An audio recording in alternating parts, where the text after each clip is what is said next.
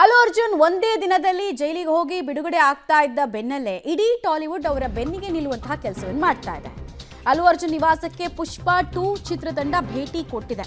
ಹಾಗೂ ನಟರಾದ ವಿಜಯ್ ದೇವರಕೊಂಡ ಹಾಗೂ ರಾಣಾ ದಗುಬಾಟಿ ಕೂಡ ಭೇಟಿ ಕೊಟ್ಟಿದ್ದಾರೆ. ಮತ್ತೆ ನಾಗ ಚೈತನ್ಯ ಇತ್ತೀಚೆಗಷ್ಟೇ ದಾಂಪತ್ಯ ಜೀವನಕ್ಕೆ ಕಾಲಿಟ್ಟರಲ್ಲ, ಅವರು ಕೂಡ ಬಂದಿದ್ದಾರೆ ಅನ್ನೋದು ಗೊತ್ತಾಗ್ತಾ ಇದೆ. ಮತ್ತೆ ಟಾಲಿವುಡ್ನ ಅನೇಕ ಸ್ಟಾರ್ಸ್ ಬಹಳ ಓಪನ್ ಆಗಿ ವಾಯ್ಸ್ ಔಟ್ ಮಾಡಿದ್ರು. ಇದು ಹೆಂಗ್ ಸಾಧ್ಯ, ಈ ವಿಚಾರಕ್ಕೂ ಇವ್ರನ್ನು ನೋಡಿ, ಅಲ್ಲಿ ವಿಜುವಲ್ಸ್ ಅನ್ನು ಗಮನಿಸ್ತಾ ಇದ್ದೀರಾ.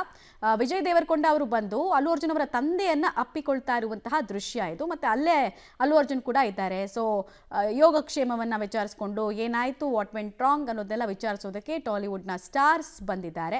ಸೊ ಅವರೆಲ್ಲ ಭೇಟಿ ಆಗುವಂತಹ ಸಂದರ್ಭದ ವಿಜುವಲ್ಸ್ ಕೂಡ ನಮಗೆ ಲಭ್ಯ ಆಗ್ತಾ ಇದೆ. ರಾಣಾ ದಗುಬಾಟಿ ಕೂಡ ಅಲ್ಲಿಗೆ ಬಂದಿದ್ದಾರೆ. ಮತ್ತೆ ನೀವು ಗಮನಿಸ್ತಾ ಇದ್ದೀರಿ, ಇನ್ನು ಅನೇಕ ಸ್ಟಾರ್ಗಳಲ್ಲಿ ಬಂದಿರೋದನ್ನ ಗಮನಿಸ್ತಾ ಇದ್ದೀರಾ. ಸೊ ಇದೇ ರೀತಿ ಬಹಳಷ್ಟು ನಿರೀಕ್ಷೆ ಇದೆ. ಇನ್ನೊಂದಷ್ಟು ಜನ ಬರ್ತೀನಿ ಅಂತ ಹೇಳ್ಕೊಂಡಿದ್ರು, ನಾವು ಕೂಡಲೇ ಹೋಗಿ ಅವ್ರನ್ನ ಮೀಟ್ ಮಾಡ್ತೀವಿ ಮತ್ತೆ ಮಾರಲ್ ಸಪೋರ್ಟ್ ಅನ್ನು ಕೊಡ್ತೀವಿ ಅಂತ ಹೇಳಿ.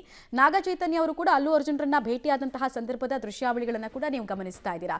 ರಶ್ಮಿಕಾ ಮಂದಣ್ಣ ಕೂಡ ಬಹಳಷ್ಟು ಅಸಮಾಧಾನವನ್ನ ವ್ಯಕ್ತಪಡಿಸಿದ್ರು, ಓಪನ್ ಆಗಿ ಟ್ವಿಟರ್ನಲ್ಲಿ ವಾಯ್ಸ್ ಔಟ್ ಮಾಡಿದ್ರು.